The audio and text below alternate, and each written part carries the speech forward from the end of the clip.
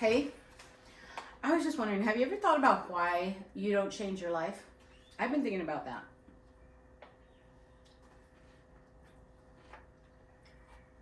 This kimchi is so good. Anyway, I've been thinking about why I'm going to be 59 in a couple of days.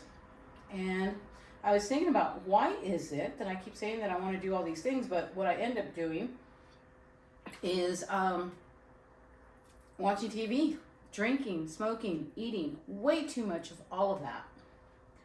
Whenever I work from home and I don't have any responsibilities, I don't have any kids, I don't have any friends, I don't have anything else going on. True, I am broke. I am masterfully broke. I am just so broke. So I can't I'm going to go to the movies or I am going to take a trip. Although I am going to a trip with my sister. It's our birthday and we'll see how that goes at the airport. But I spend a lot of my time realizing looking for something that I can't find.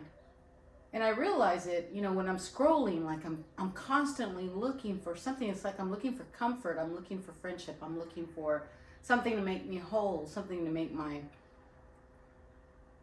evening warm and happy.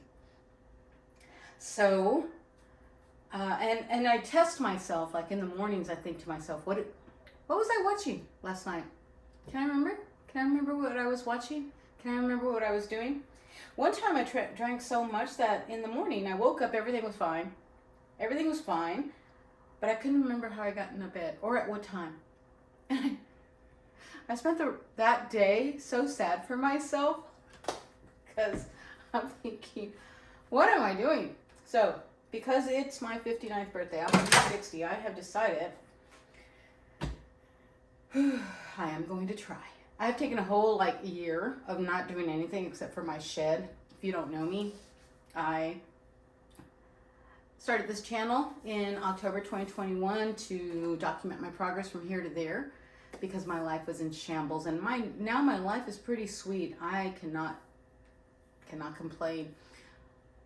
I'm talking financially, although I am broke and will be broke for at least 4 years. Because I cashed out my retirement, now I'm paying it back. It's a whole story. But I had nothing. I was, my life is in shambles. Now it's not, and that's great. But I spend my life not doing much of anything. I don't have any friends. I don't go out. I have no money. So, pleasure stuff is at a minimum. So I don't do much of that. So, why don't you do the things that, and I'm talking to myself when I say you, why do you not do the things that you say you want to do? I say I want to lose weight, that I want to exercise more. I could be going walking.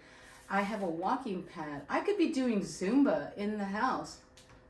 There's a myriad of things that I could do and prepared to do, have supplies for. I could write, I could paint, I could create an Amazon store and sell stuff, but I don't. I spend 4 to 7 hours every single night in front of the TV, just watching TV, just zoning out, because I'm looking for something and I don't know what it is. So, and here's the thing, here's an interesting thing that nobody mentions it, because I come from a dysfunctional home, everybody does to a certain extent. So I don't know about peace. I don't know about serenity. I don't know what the hell to do with myself in times like these. So realizing that I'm a fight or flight kind of girl, that all I know is how to be in chaos and be moving forward, I'm going to do a 52 week endeavor where every week I want to accomplish something. I'm going to write a novel. I'm going to lose 30 pounds. I'm about 165 right now. I'm going to exercise because hopefully this can go away, but I don't want to lose too much weight too quickly. That's going to be a problem. But because my, gravity is definitely going to work against me. Anyway, that is what I am going to do, and I'm going to post on here every week. Why do you say? Well, because no one's watching, and because I will go further out of my way to prove to absolutely no one, strangers in a public forum, than I will for myself. But I think it's also just a novelty as well.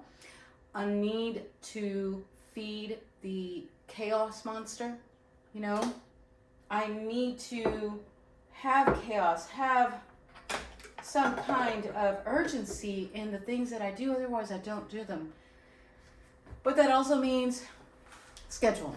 Like the day before, once I get back from my trip, I'm going to schedule all the things I want to do in this next year. But I am going to write a novel, and I'll tell you what it's about, because you've seen it before. It's about a woman who leaves everything behind, and she goes into this new community, running from a past into a new community where, there's pros and cons, ups and downs, and she meets a whole host of characters, and then her past catches up to her, and her community helps her, embraces her, and helps her out of it. You've heard it before. Something like Virgin River. I don't know if you've seen that, Netflix, but you've heard it before. It's a very common story. But here's the thing, and I'm going to be racist and political at the same time, I think. And I don't care because no one's watching. But no one does it with Mexican Americans. Mexican Americans are all over the place. We're postal workers. We are building code enforcers, waitresses, chefs, attorneys, judges. We are everywhere. We are ubiquitous, and there's very little social media directed to us. And I'm not talking about Puerto Ricans. I'm not talking about East LA. I'm not talking about any characters that talk like this, Holmes, because I don't know nobody who talks like that. It's always been such an issue with me. There are two movies, like Suicide Squad. There's a movie called Bright. Both of these are kind of like fantastical movies. One's about superheroes and one's about aliens came out of the sky. Now they're actually living here. And in both cases, there's one frickin' Mexican American, and he's a gangbanger.